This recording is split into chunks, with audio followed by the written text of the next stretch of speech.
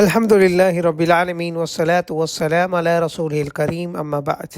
இஸ்லாம் உடைய மூன்றாவது தூண் ஜக்காவை கொடுப்பது ஒவ்வொரு வருடமும் பணக்காரர்கள் மீது கடமையாக்கப்பட்டுள்ளது. அல்லாஹ் சுப்ஹானஹு வ தஆலா இதை கடமையாக்கிக்கணும். ஹதீஸிலே வருகிறது, மா நகஸத் ஸதகத்தும் மின் மால். சஹீஹ் முஸ்லிமில் வருகிறது, சதகா ஜக்கா ஒருபோதும் நம்மளுடைய பணத்திலிருந்து எதையும் குறைக்காது. மற்றும் அல்லாஹ் சுப்ஹானஹு வ தஆலா நிர்ணயித்த கொடுக்க வேண்டிய கடமையான ஜக்காவை மிகவும் சிறிதளவாக இருக்கிறது. 2.5% ஒவ்வொரு வசதியானவர்கள் மீதும் இஸ்லாமிய வருடம் தாமதமாகிவிட்டால் கடமையாக இருக்கிறது. மற்றும் இன்னொரு ஹதீஸிலே வருகிறது, சதகத்தன் தூஹத் மின் அக்னியாஇஹிம் ஃபதுரத் அலா ஃபுகராஇ. ஜக்கா பணக்காரர்களிடம் இருந்து எடுக்கப்பட வேண்டும், ஏழைகளுக்கு கொடுக்கப்பட வேண்டும். இதனால் ஒரு சமுதாயத்தில் ஏழைகள் குறைகிறார்கள், ஏழைகளின் வாழ்க்கை சீரடைகிறது, நல்ல விதமாக அமைகிறது. உமர் ரலியல்லாஹு அன்ஹு காலத்திலே அவர் ஒரு நபரை ஜக்காவை வாங்கி ஏழையிடம் கொடுப்பதற்காக அனுப்பினார். சில வருடங்களிலேயே ஏழைகள் குறைந்து விட்டனர்,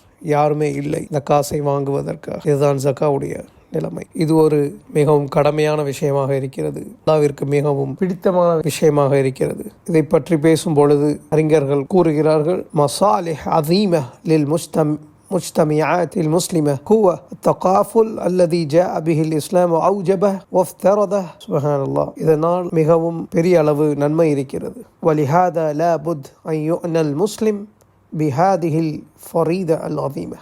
இதனால் ஒவ்வொரு முஸ்லிம் மீதும் பணக்காரர்கள் மீதும் இது கடமையாக்கப்பட்டுள்ளது, அவர்கள் கொடுக்க வேண்டும் என்று அறிஞர்கள் கூறுகிறார்கள். அஸ்ஸலாத்து வஸ்ஸலாமு அலா ரசூலில் கரீம் வ ஆখির தஅவானா அல்ஹம்துலில்லாஹி ரப்பில் ஆலமீன்.